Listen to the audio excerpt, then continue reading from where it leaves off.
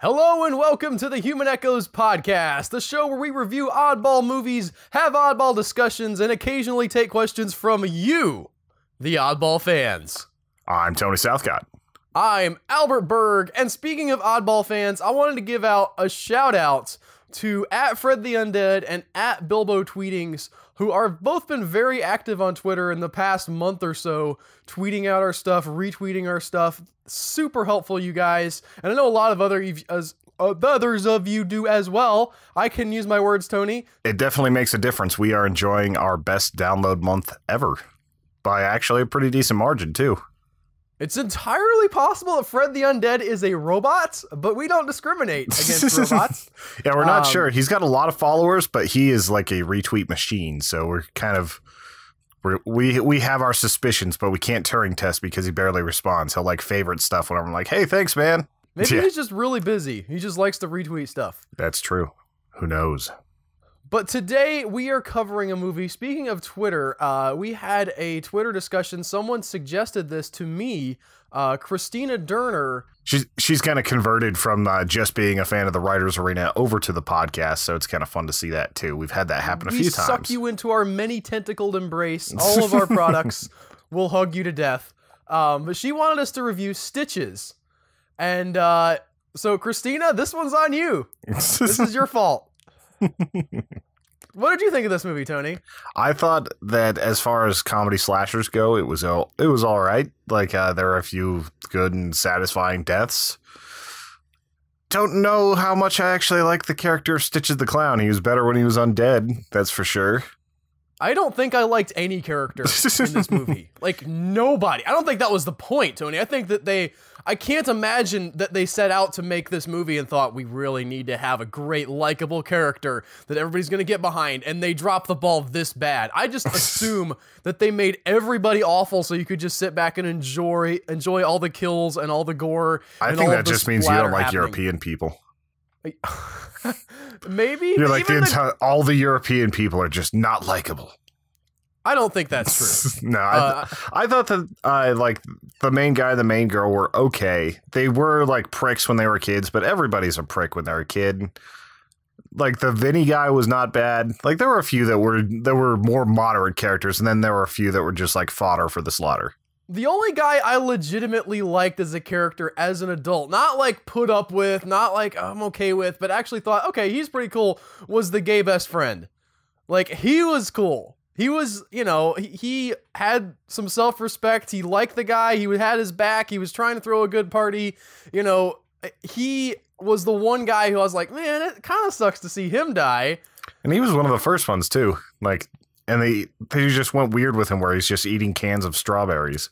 Yeah, I mean, the joke was that he was fat. This movie doesn't do subtle at all. Yeah. And if you're looking for subtle, it's not. Like, this is not your movie. This might not be your movie anyway. It wasn't really my movie. I'm going to say that it comes at you hard and fast with and I'm going to say jokes in quotation marks, because these are things that I can explain to you why they are supposed to be funny and how the funny is supposed to work. And I know from a fact from reading IMDb reviews that many people did find them funny, but for me it was just sort of, yeah, okay, I understand. Yeah, I didn't feel like I laughed out loud that many times. Like there were a few like little chuckles here and there type stuff.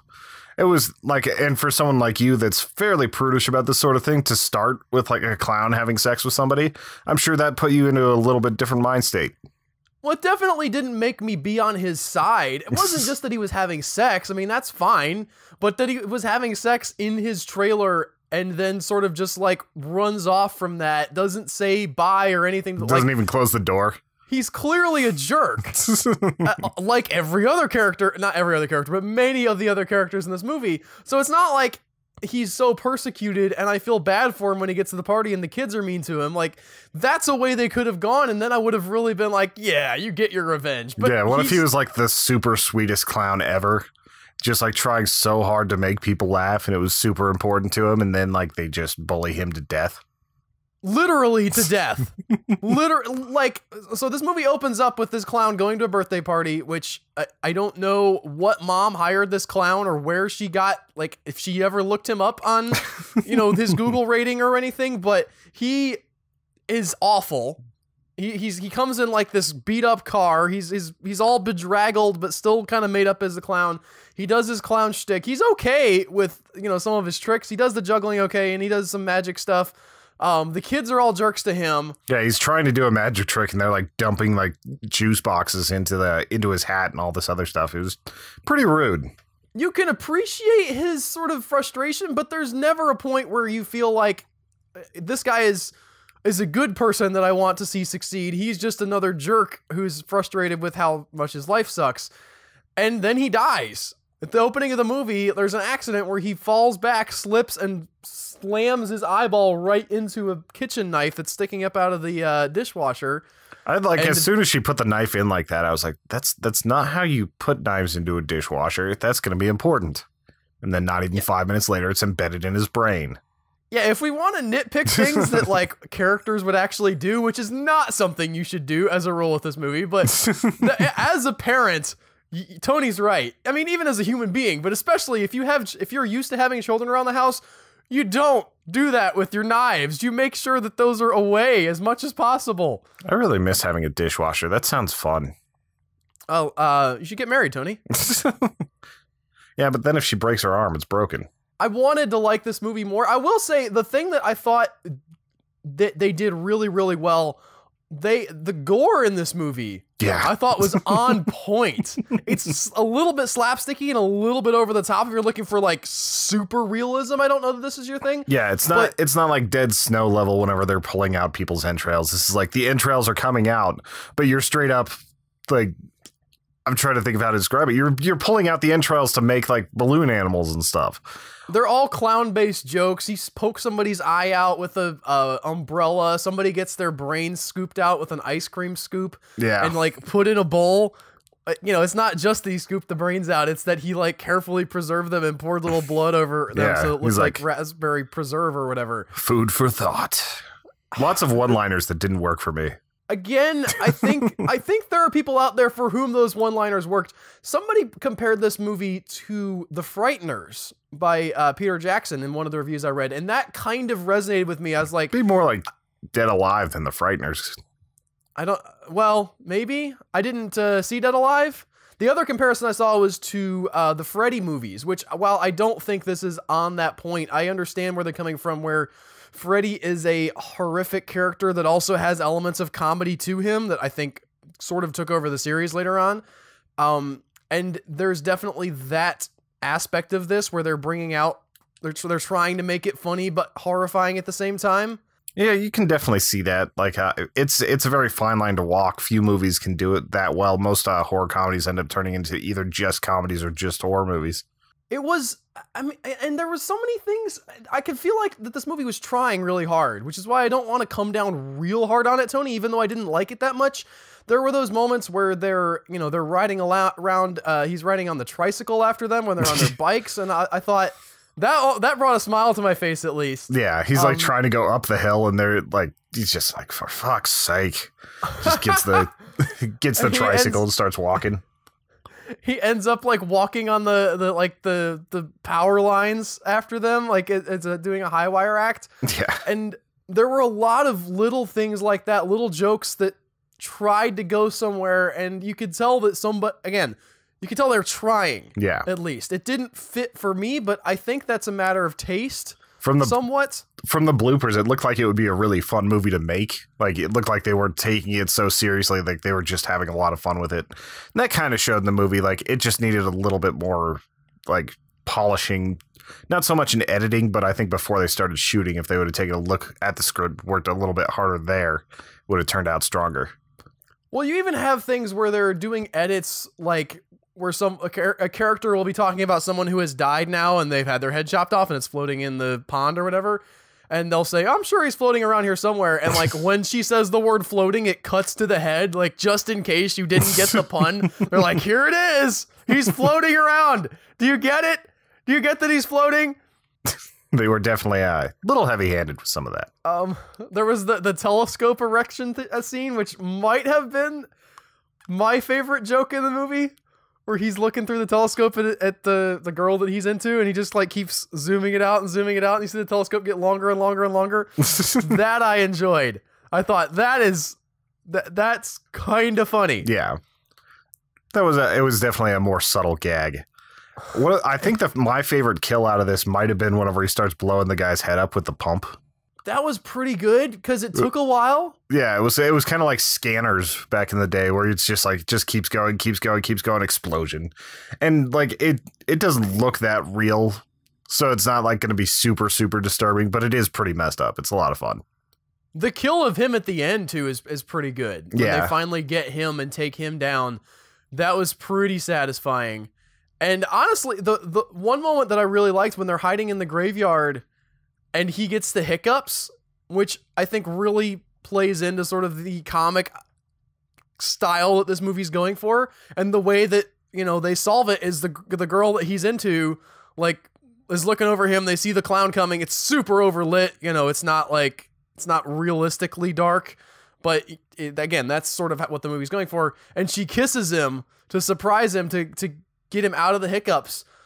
I really enjoyed that moment. It felt very real and like something that you would do actually in the moment, where it wasn't her necessarily saying, hey, yeah, I'm totally into you after watching all of our friends get slaughtered and my boyfriend left me. But yeah, it sort of felt like a payoff to him being into her. And, later on we kind of see that they do get together, but I like that a lot. Yeah, definitely. Other than that, though, there's not much to say about this film. It's just a lot of kills. If you want to see a lot of kills happen over and over, skip to about the midpoint of this movie and just watch the clown go to town. You don't even need to see the setup. They're all jerks. Yeah, the setup is them in high school showing how each of them has some major flaws of character. Yeah, except for the gay guy who's super flexible. Yeah. That was another joke that I liked. That was really You're not weird. Stretching, and he just like, whoop, does the splits down to the floor. He pulls texting. a Prince and just slides down. So it's a movie that Netflix said I would be at about 2.5 stars on, and they were pretty right, because there are some things that are fun about it. Not any sort of cinematic masterpiece. They don't do anything new with cinematography. They don't do a whole lot new with kills. They don't do a lot new things with character, but it's satisfying if you're really into the slasher genre.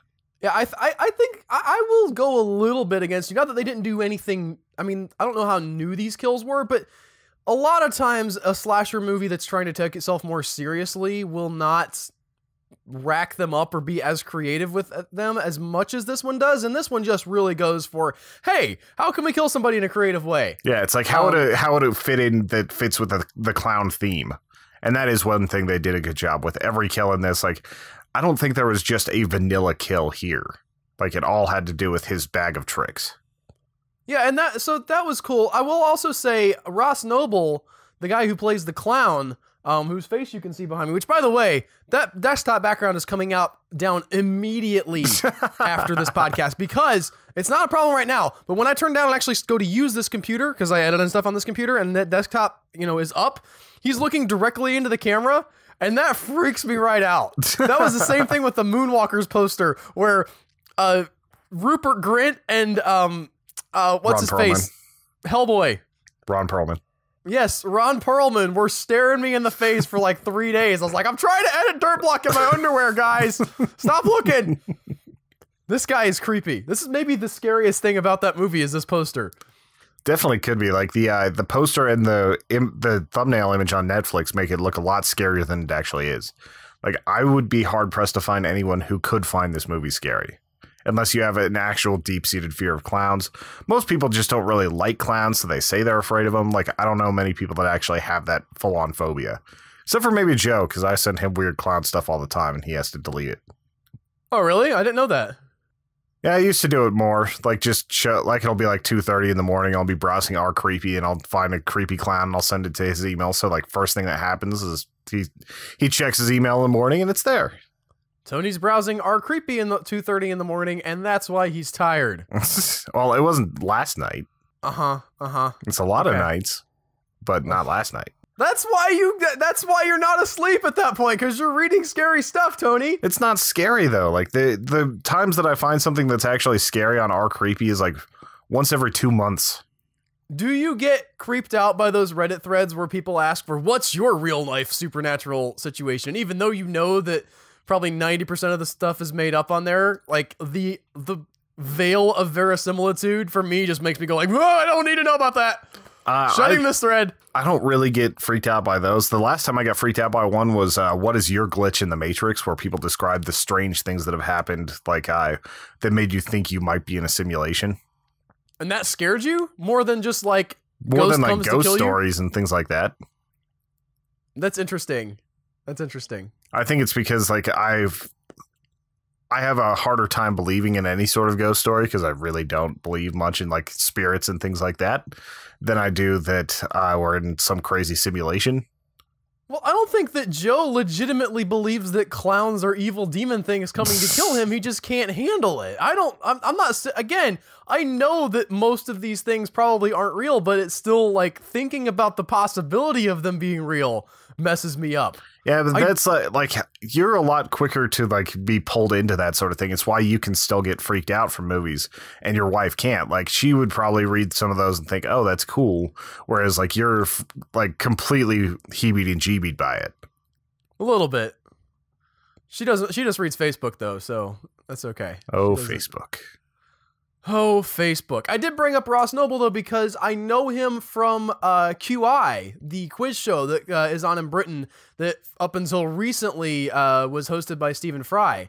And I've seen him on a couple of times, and I didn't recognize him because he's always under the makeup in this. But like the voice, now that I kind of have the pieces to put together and seeing it, like he's a really funny guy in real life. And it was cool to see him in this. You could tell that he kind of was giving it his all as this performer. It's an odd tone. The movie has an odd tone. Again, trying to split that line between comedy and horror and sort of just coming down as mean on the way that I read it. Yeah, mean is probably the best description for that. I don't think I have anything else to say about it. If something else comes up, we'll get to it. But otherwise, I think I'm pretty much done with Stitches. Do you want to move on to viewer questions? Yeah, let's move there. First viewer question comes from Joe Incognito. Who could that be? That's such a wonderful mustache. Why does the noble farmer in Minecraft not gain any experience? That's actually a really legit question. I don't know if it's something we can make funny on the podcast to like have insightful and interesting commentary on, but holy crap, what's up with that, you guys? I think that it might be that you would be literally having an experience farm. And they aren't down with that. Well, it could be...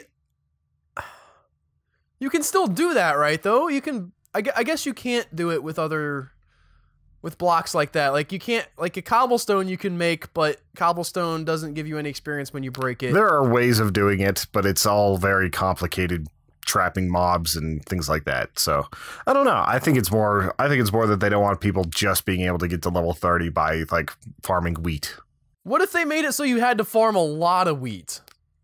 I would support that. I do want to bring up our friend Richie Plays on YouTube. He has a series of Minecraft builds that he does. He's really brilliant with the stuff that he puts together, and he just put out a nether wart farm that was fully automatic, where you had the water come down and break all the nether wart and push it down into troughs and stuff. And any automatic farming thing in Minecraft, I'm impressed by. I could not. Some people have got it down to where like it goes down into like a hopper and then it's in a chest and then the chest goes somewhere with an automatic minecart, and you guys are awesome. I don't know how to do that. Yeah. I'm just building my big dirt block one shovelful at a time. Yeah, it's pretty amazing what he's been able to do. His channel does not have nearly enough love, so you guys should check it out. It's Richie Plays. He got killed on our server and lost all his gear yesterday and sent me a DM asking if I could help him out, and I didn't see it until this morning, so I'm sorry, Richie. and you won't see this podcast until like the end of the week, so good job getting that prompt response back, Tony. Yeah, bad customer service. Anyway, he's going to be on with us for the stream coming up, which will have already passed by the time the podcast actually comes out. But on Thursday today, this week, we're going to be streaming with him, so that's going to be exciting. Yeah, that'll definitely be fun. If you guys haven't checked out some of our Minecraft streams, it's really fun to just kind of pop in for a little bit, pop out, like just go back and forth with it. So it just check that out. The way it works is we each take an hour. First person decides what's being built. Like Al and Richie will decide what the build is. Joe and I will come in and kind of go in and ruin it, most likely. Joe will build a giant birthday cake on top of it. Yes. That's a thing that happens sometimes. Yeah, our UFOs have turned into very strange things. But it's a lot of fun. Check out our YouTube. Check it out on Twitch. We're going to actually have a cameraman on Twitch this time. It's going to be interesting. But, next question. Deb at Nightingale on Twitter asks us, horror soundtrack playlist. Interpret as you will. I'm gonna say you start with the whole soundtrack from It Follows and just play that over and over again. I mean, that would be a very simple and good one. As far as like menacing and stuff, I was thinking a lot about like how you could probably take like the Witch soundtrack. That'd be really good writing music for a lot of that stuff. You probably want to throw the Psycho theme in there at some point at the end, or the Jason theme. The Jason theme would probably kick it off. Like, if we're making a playlist, you start out with a like, that's not a real sort of, you know, crescendo song. That's sort of like a, something's wrong out there. It's a little bit unsettling. But then you get to the Psycho where it's like, like, that's like, everything has gone wrong. Go away. Everything is bad. I bet you there is a really solid remix that somebody's done out there with all these different horror themes. I'm trying to think of other, like, horror doesn't generally get tied much to music. You do have the Jason theme, which is pretty distinctive. You do have the Psycho theme, but I'm trying to think of any other music that I can think of that is tied and is recognizable to a horror franchise or Halloween. to a horror property. I haven't seen the Halloween movie, so that doesn't... like, if I could actually do the riff for you, which I can't remember it exactly, like, you'd identify it in a half a second that you've heard it somewhere before. Like, okay. That's probably one of the more prominent ones that I can think of. That's, I don't know, like, you have to get to a certain level of budget before you start getting really notable music most of the time. And a lot of horror movies, especially classic ones, just didn't have that sort of budget. Well, the other thing, too, is when you're a horror movie, you have to, like, 90% of your job is setting the tone and getting people in the mindset to be scared. And you don't get there with bum bum bum bum bada bum bada bum bum bum bada bum bada bum bada bum bum bum. Like, that's just not gonna do it. Like, it's sort of just says, you know, it's gonna be something a lot more low key and kind of getting into the back of your mind. Yeah, something with a little bit of menace to it. Like, Game of Thrones this week did a really good job of doing that. Where you just knew something this week. You knew something was wrong. Like, it was one of the first times they actually had like piano playing. And like just that alone was enough to get you kind of knowing that, like, man, there's some bad stuff about to go down. Everything about this last episode of Game of Thrones, which I will not say anything more specifically about, was really well executed, and the music was on point. You mentioned that the composer of the original main theme they brought on to compose music for this episode. Yeah, he did like 4 original songs just for this episode. And you hear him riffing on the, you know, you hear sort of several different, you know, the dun dun dun dun dun. That theme comes in to the episode in several different ways and very interesting little mix-ups and musical machinations. And I mean, I don't know if it's my favorite episode of television, Tony, but it is definitely one of the best that I've seen. Yeah, it's got to be top 3 for me, I'd say. Breaking Bad is so hard to beat. Breaking Bad is I mean, just, yes, it's good. So, no spoilers on any of that. If you aren't caught up, really should, because someone's going to spoil it on the internet for you, and you'll be very, very sad. If you are caught up, you should caught up. You should check out our recap show that we did. Yep, the entirety of season 6 is on there on its own playlist on the channel. That was a fun little setup to do. Like, I'm going to be glad to have my Sunday nights back for a little bit, but it was very nice to just have, like, just being able to just geek out a bunch, because with Game of Thrones, you always have to be very, very careful where you geek out, because somebody inevitably is going to complain. Yes. Let's stop talking about it before we actually do a spoiler, Tony. I had to beep a lot of stuff out of a product that we have because of that this week. Onward to the next question. How many is the most tacos you've eaten in one sitting? Asks Kevin Veldman at Kevin Veldman 13 from the Comic Noobs. I like this question because it assumes that I count my food. I think the only time I've ever counted tacos on a trek to actually break a record was whenever they had the cheap grande meal at Taco Bell. It was like $8 or something for 10 burritos and tacos of your choice. Like you could set it up for 3 burritos, 7 tacos, whatever. And the highest I ever got to in a single sitting was 8 tacos from Taco Bell. And I might have been tacos are pretty weak sauces when it comes to like being filling though. Yeah. I feel like if I really wanted to, I could have pushed that to 10. It's not like I went to Qdoba and had like some of their tacos or anything like that, or there's a little bit more substance to them. Like that ground beef and pink slime just really goes down. I love making tacos at home, but I think I'll tap out around 5. I think that when I'm really feeling like I don't care about my diet, I can shove 5 down. And tacos are one of those, like, those are diet breakers. They're tough, man. They're tough. I got back into counting calories because my weight was creeping back up little bit by little bit. I had been on a diet at the beginning of the year and really before the beginning of the year. I've been really good, got down to about 220, and I was creeping up to 223 because I stopped counting calories. Thinking, I'll be okay. And so I'm back on the calorie counting diet. That's what I count. I don't count like how many tacos it is unless I'm looking at how many calories am I consuming. Yeah, my weight stuff like slowed down a lot, and I went like a week without being in keto and finally got back into it. And like whenever I started getting back into this, then all of a sudden my foot explodes. It's so lumpy right now. Is that something we're going to be talking about now, Tony? Are we going to talk about your lumpy foot?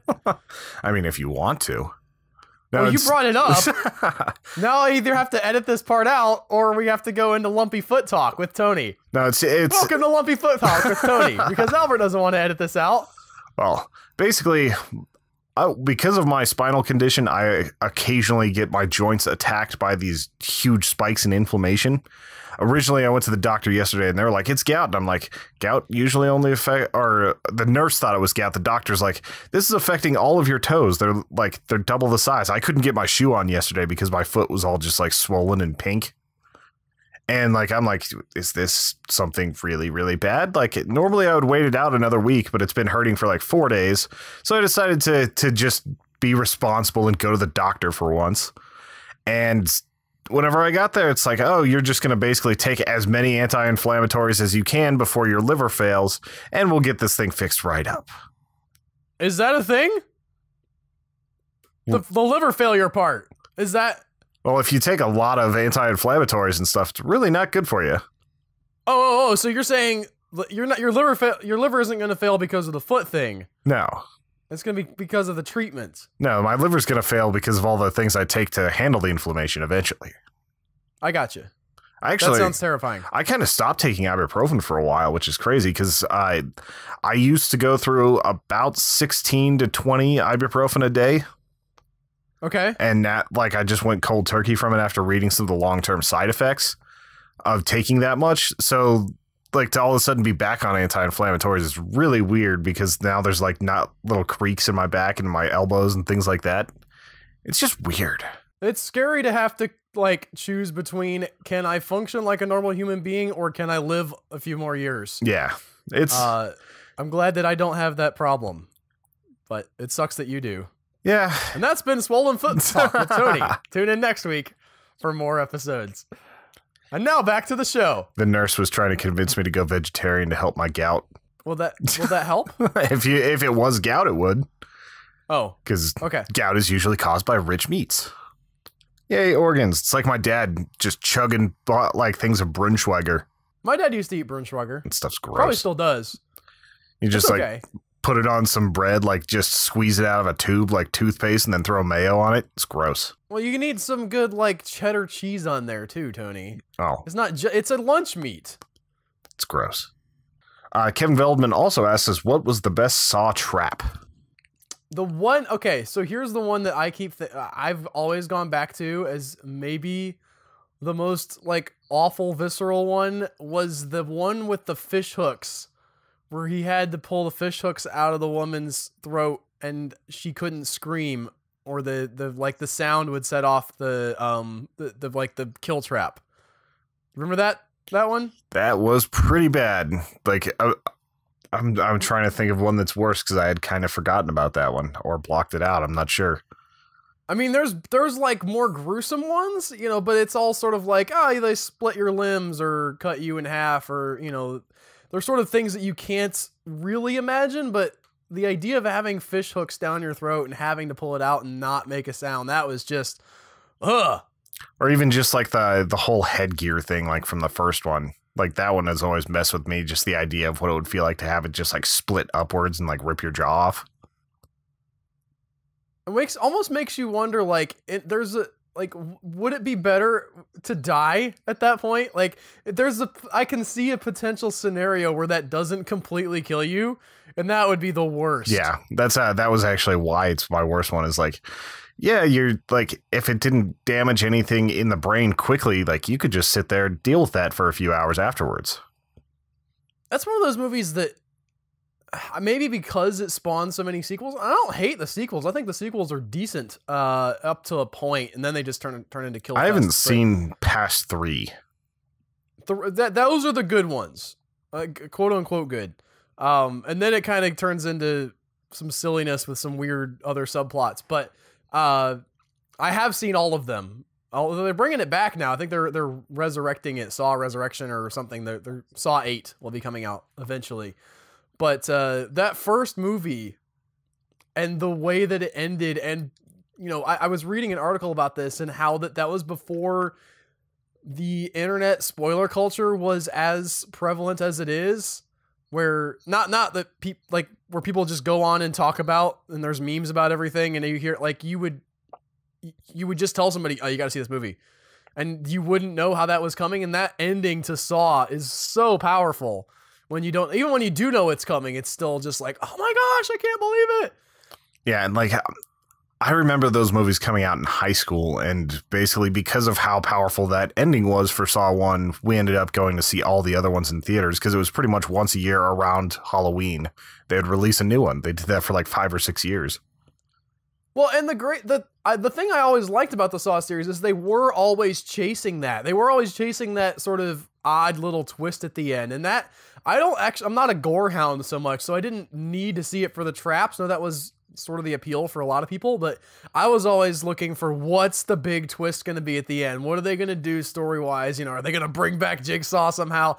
Pretty unlikely considering that his head got cut off, but you know, where are they going? And you never quite got back to Hello Zepp, but I did like how they sort of wrapped up the series with bringing back that character that I always wanted to see come back. They kept coming, you know, the Saw movies kept coming out, and I kept thinking, where is Cary Elwes? Where is he at? He survived. I know, like, we never saw a body. We know he survived. Probably bleep that out later. Future Al. Whatever.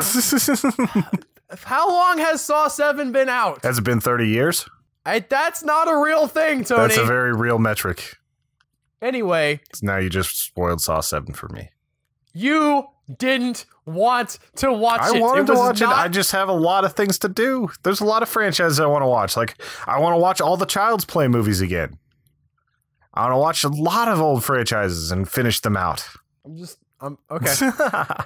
I'm done now. We still have 30 minutes in the podcast, but I'm done. Well, once the spoilers have ended, what do we do? Who knows? I'm wearing the wrong shirt. Well, we do have a question that should be able to bring this back, because it's a pretty good one. David Webb has asked, when you watch a movie, what are the red flags that tell you it's going to suck? I mean, generally, I start by looking for, is it made by the Asylum? But that's just me. I think he's talking about like a real movie, Tony. Like a released in theaters, or somebody took it seriously kind of movie. For sure. Well, we can definitely take it that way then. What are the first things you start noticing? Character inconsistency is probably the easiest one to see. If you start seeing a character act a certain way, and then that later on in the movie they do something that doesn't make sense, That's one of the hardest things to get right, and so it's one of the first things that you'll notice. But a lot of times you won't. I mean, there are movies that I've enjoyed up until the very end, and then the end just like I was like, what? You just screwed it up. Like the movie sucks now because of how you ended it. The rest of it was fine. Yeah, Act 3 is always hard to do right, but there's a lot of times where it can entirely demean what the rest of the movie was trying to do. What was that resurrection movie with the girl from House? Dag nabbit. The Lazarus Effect. Do you see that movie, Tony? No, I saw a lot of bad reviews for it and just decided to skip it for now. That was a movie that all the way through, up until the end, I was thinking, this is okay. I mean, it wasn't my favorite movie, but they were doing some cool, creepy stuff. There were some interesting character moments, you know, like they set it up really well. And then the very end happened and it was just so infuriating. Like you didn't stick to anything. I hate horror movies that do the sort of, oh, we pulled the rug out from under you, what kind of thing for no reason. It's not, I understand just now praised that in Saw, but well, Saw kind of earned it. It doesn't just have to be that. Yes, they set that all up. They had it. Yeah, that. So sometimes you don't get a red flag until you're done. You're like, what was that? Why did you screw me over? I sat through your whole movie. I was on board, and you just like punched me in the face at the end, like ha ha ha ha, and ran away. Well, let's try to think of some things that could set it up early, like just the early red flags. Like sometimes you can tell by the end of the credit sequence that they're going to be using too much CGI or that things are just going to be a little bit out of whack. Yeah, I guess. I mean, you can usually tell what tone a movie is going for by the time, you know, you're about 30 minutes in. I recently watched a movie called Tracks with Mia Wasikowska, who I think I like as an actress. I've told myself I liked her as an actress, but man, is she in a lot of boring movies. Yeah. And Tracks, it was a boring movie. And I kept waiting for, like, it was one of those things where like, okay, well, nothing's really happened yet, but maybe we're setting it up and nothing ever happens in that movie. I don't care if it's based on a true story. Make something up. There's a lot of really dull true stories out there. Yeah.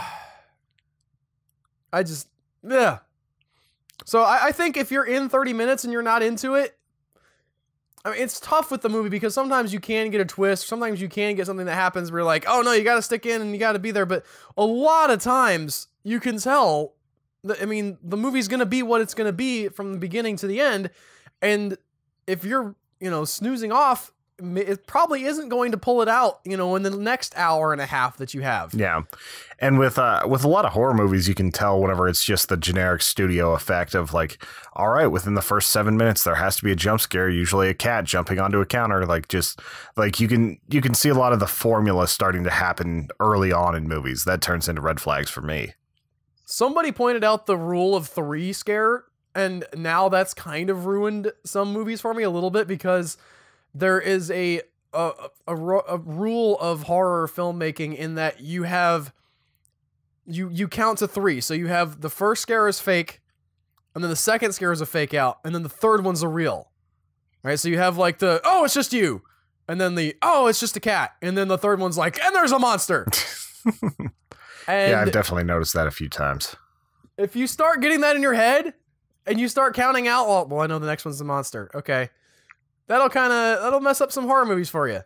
I think they even had some of that in The Conjuring too, but they moved past it so fast that it didn't really bother me anymore. It's not a bad thing to do. Like it's a rule for a reason. It's not one of those things where I'd be like, if you're a horror movie director and you're making this rule of 3 jump scare thing, you are doing it wrong. It's just one of those things that once you start realizing that it is a rule, it loses a little bit of its effectiveness. I wouldn't criticize. And I think James Wan understands how to use those things and knows how to. But the one that I remember it kind of deflating for me a little bit was the beginning of what's the one with the tapes that we just saw with the little girl? No. That was we watched for the podcast. Oh. Tapes for the little girl. The little girl in the tapes and the TV, and she comes out. She's creepy. Poltergeist? The Ring. Oh, The Ring. I see what you're saying now. Yeah. What What did you think I was saying? I don't know. You could have said a lot of things. I wouldn't have thought of The Ring from that. I should have, but my brain doesn't always work right. I was going to say, like, I don't know why I felt like I was describing the basic premise of the movie pretty well. But anyway, there's the beginning scene of that has that 1, 2, 3 setup. And I sat there and I had just read that article and I was like, I'm going to see if this happens. Here's the fake one. It's like, here's the fake one. There's the real one. Is it like even Gore Verbinski has to do this? Well, but again, I don't know if it has to. It's just sort of once you're counting there and looking for the pattern, you see it. Plus, if you waited 4 beats, then it would just get annoying. Right, and if you wait 2, then it feels like you didn't really earn it. I wonder if I don't think Banshee Chapter used that at all. They went kind of like full bore right off the bat. I remember being really scared by Banshee Chapter, but not being able to remember a thing that happens in that movie, except for the basement sequence. Yeah, I remember several pieces of that movie. I don't remember it as a whole. And I think we talked about how it doesn't have the most coherent plot ever. But that movie just has some scares to it. Like, that movie creeped me out a little bit. Speaking of things that might creep you out a little bit, and going back to the theme of the episode, might make you laugh a little bit, have you heard about this Dimension 404 show that's coming from Hulu? I have not. Apparently, it's gonna be sort of a Twilight Zone-esque show, but with, like, little bits of comedy elements. I'm trying to pull up the... You know what? I'm gonna pull it up on this website that I had here. And find the... Oh, crap. There's a new Film Crit Hulk article for The Force Awakens. I'll be reading that directly after the podcast. You'll be reading it for the next 45 minutes. The rest of the episode could be me reading that out loud. Guys? No? Okay. They're not interested, Tony. Oh, you have to read it in the Hulk-affected voice. I yell anyway. I mean... But could he properly enunciate it? So here's a description. The anthology series draws inspiration from the internet's notorious 404 error code and aims to evoke the feeling of wandering onto the weird side of the web at 3 a.m., stumbling upon stories that cannot be explained in the world as we know it. Among the sorts of questions explored in this series, what if an obscure cartoon held the secret to time travel? What if energy drinks caused the apocalypse? That's probably What if the NSA's top analyst was a gigantic, all-knowing cube of sentient meat named Bob? I like the sound of this show already. I also do. I can tell you personally, Tony, energy drinks will cause your apocalypse, like, in your body, if you keep drinking them in the quantities that you drink them. I mean, 2 a day isn't that bad. Did you talk to the doctor about that when you went with Tony's exploding foot syndrome? I think it's more the fact that I have the liters of coffee with the 2 energy drinks. I mean, I drink some coffee. I have some coffee right here. You can see me drinking it. You know, I made it in my French press to be a little bit extra strong. But it's not necessarily every day, and it's not multiple times a day every day. Oh, you're just not trying hard enough.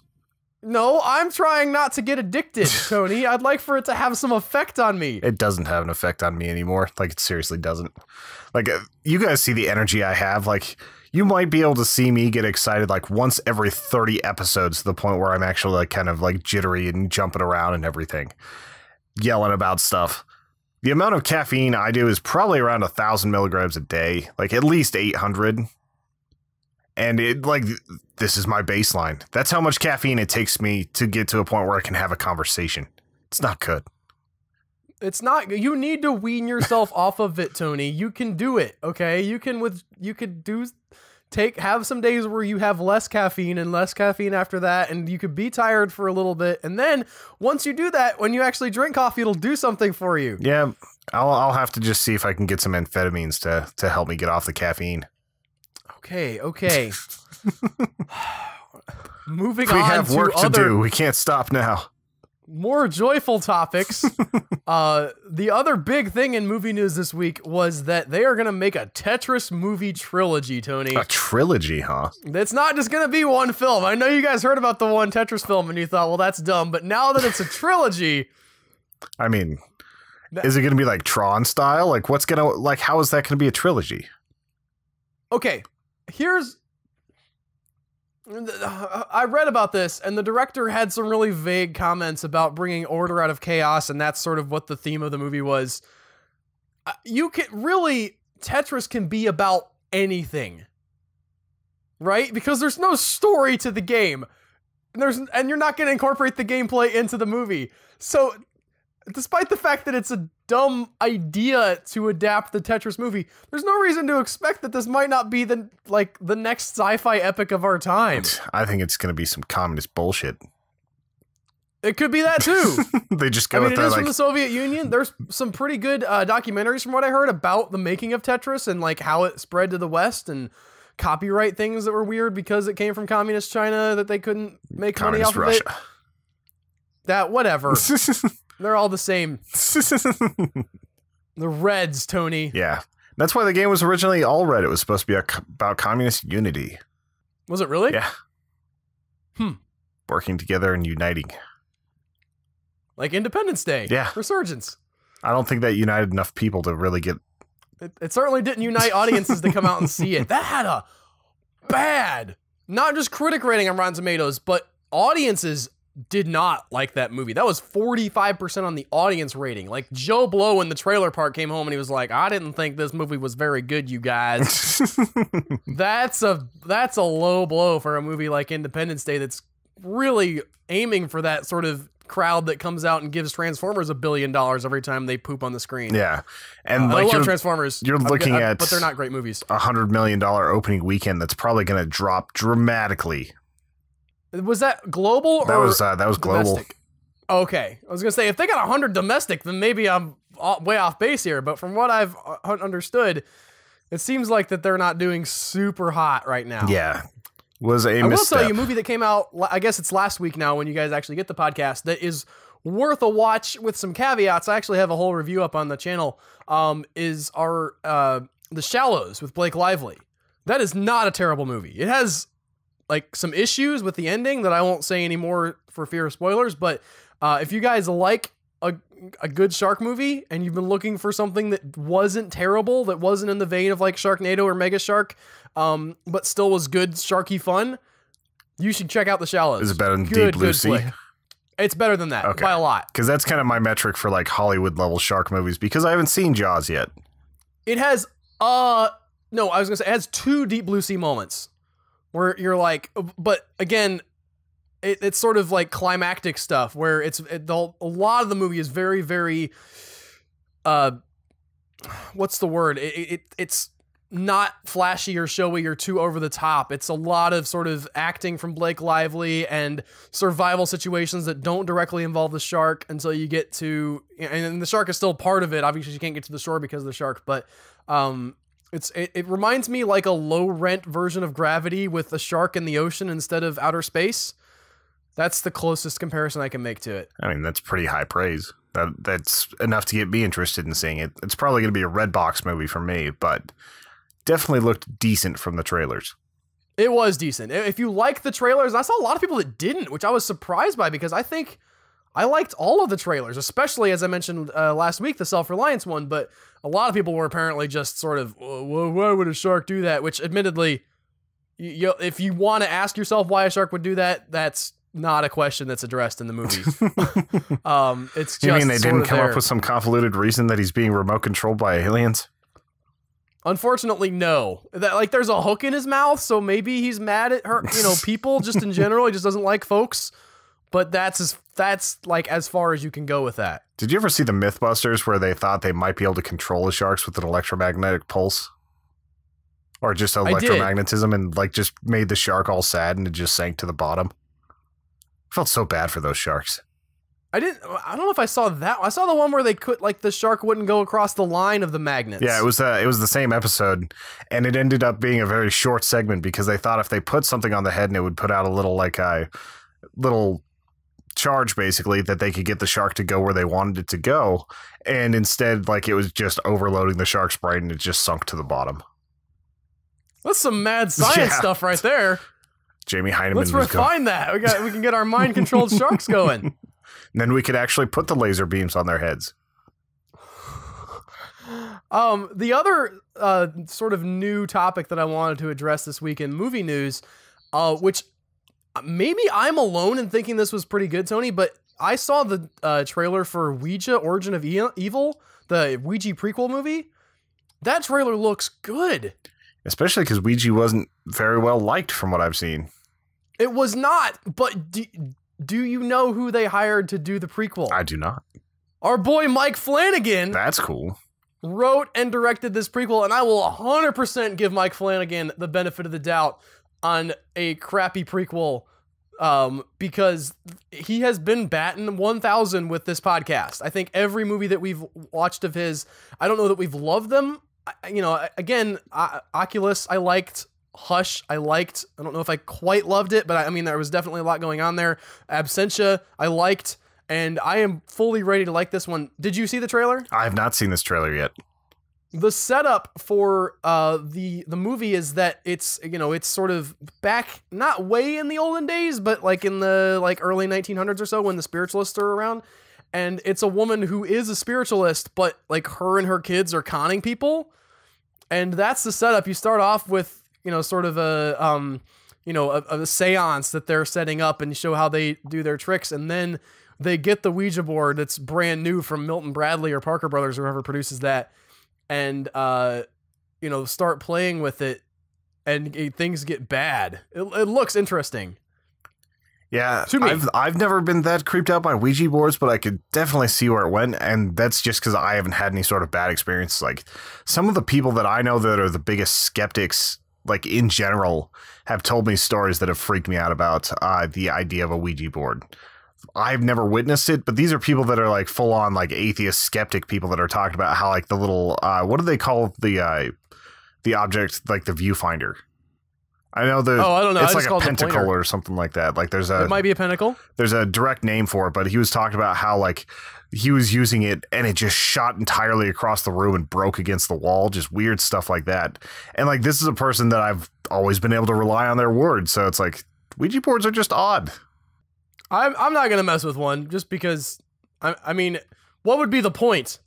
Like, if either I'm being fooled or there actually is a spirit out there, neither one of those things appeals to me. Maybe you want to talk to dead people who haven't moved on to the afterlife for whatever reason, but I do not.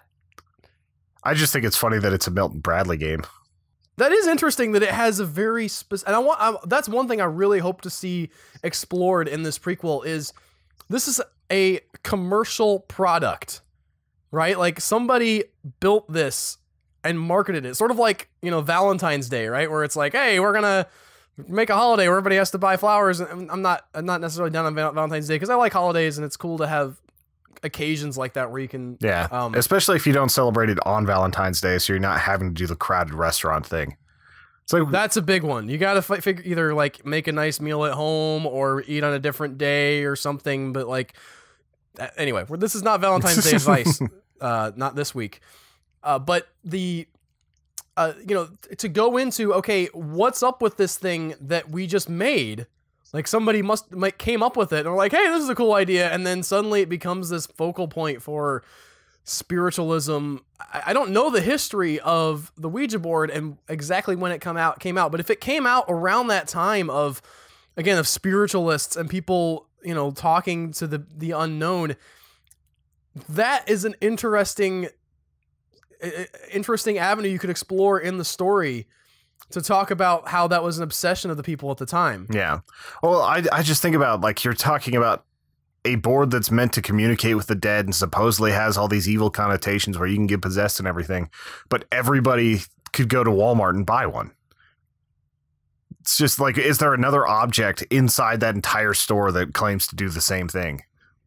Like, as far as demonology and everything else. Yeah, and why doesn't it do weird things at Walmart? Like, you never, like, your friend had this experience where he was like, well, there's like they're never flying off the shelves just sitting, I mean, other than like people buying them or some kid runs into them and they fall over, but you never hear the people unloading the truck like talking about the thumping coming from inside the truck. Like, something is clearly going on psychologically, or when we open ourselves up to that kind of thing, be like, hey, spirit stuff, come to me. Not a good time. That was not a real thing, by the way. If there are actual spirit stuffs out there, that was just for the purposes of the podcast. Okay? See, like that. I was not legit inviting anybody in. The weirdest thing to me about the times that I've used it is whenever it's moving away from you and you're not the one pushing it and the other person barely has their fingers on it. Like, it's a weird feeling. It just slides way too well. I'm freaking myself out now, Tony. I said that out loud, and then I thought, like, why did I just say that out loud? Yes, Al is inviting in the spirits. I'm not inviting anything in. Al, it was a joke. You opened the door.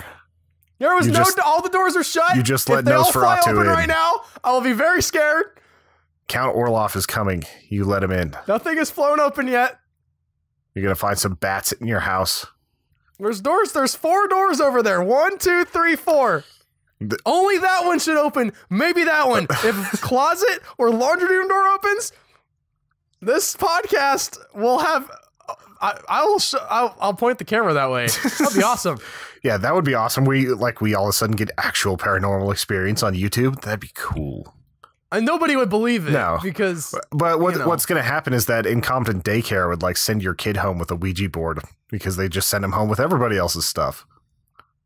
I'm not getting into that story. My kid is now home instead of in daycare because they weren't very good.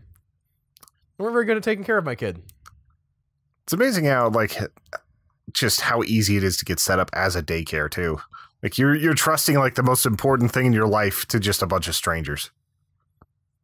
Well, you need that. I mean, you as a parent, I mean, Ashley is struggling right now because she's having to find places to put the kids, partly because AJ is really sick right now also, but if you're going to have both parents working or one parent, I work and she goes to school, it's essentially impossible for her to do the work she needs to do with the kids in the house. Yeah.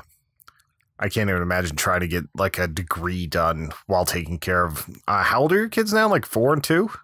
3 and 1. 3 and 1. Sorry. Although about to be aging up. AJ will be 4 in like a month, if less than a month, I would say, probably a couple weeks, and Jack will be 2 around my birthday. Yeah, that just sounds like an insane handful. Like if you're trying to do anything other than watch them.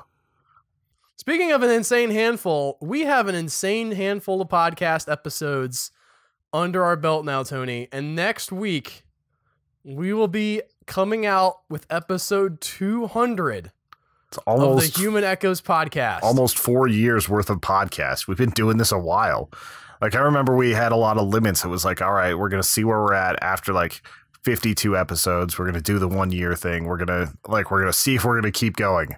Like Man on Fire was supposedly going to be the last episode if we didn't end up keeping this thing running. And now we're almost 4 times that. Was it really going to be Man on Fire? Yeah, because we had talked about revenge movies that you had liked like 40 times in those first 40 episodes. Well, we kept going, and some of y'all kept listening, which means a lot to us. Next week, we're going to be reviewing a new movie coming to VOD from our new horror favorite director that isn't Mike Flanagan, Mickey Keating. Guy who did we're going to be talking about Carnage Park. Yeah.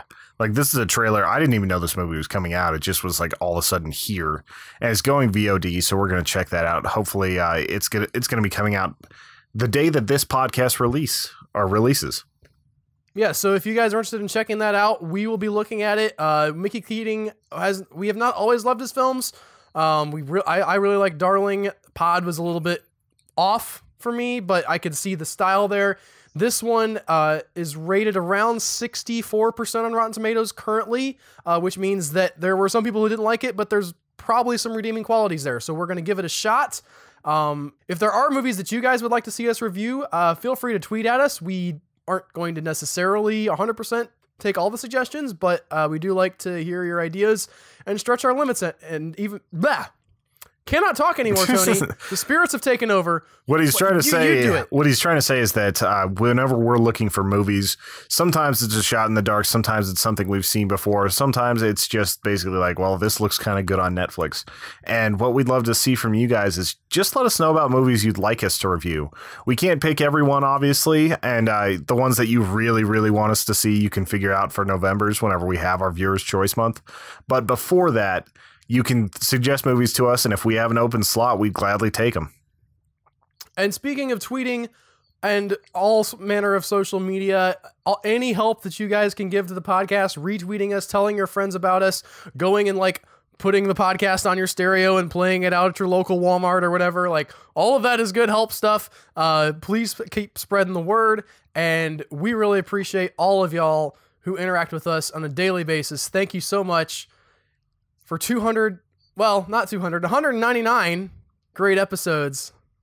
It's pretty We'll see amazing. you next week. Talk to you guys later. And there, pull the lever. Oh my god. Oh, this is so much fun.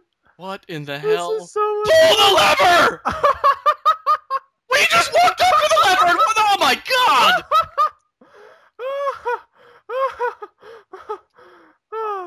You kind of fluttered your fart there, Joe. What's going on?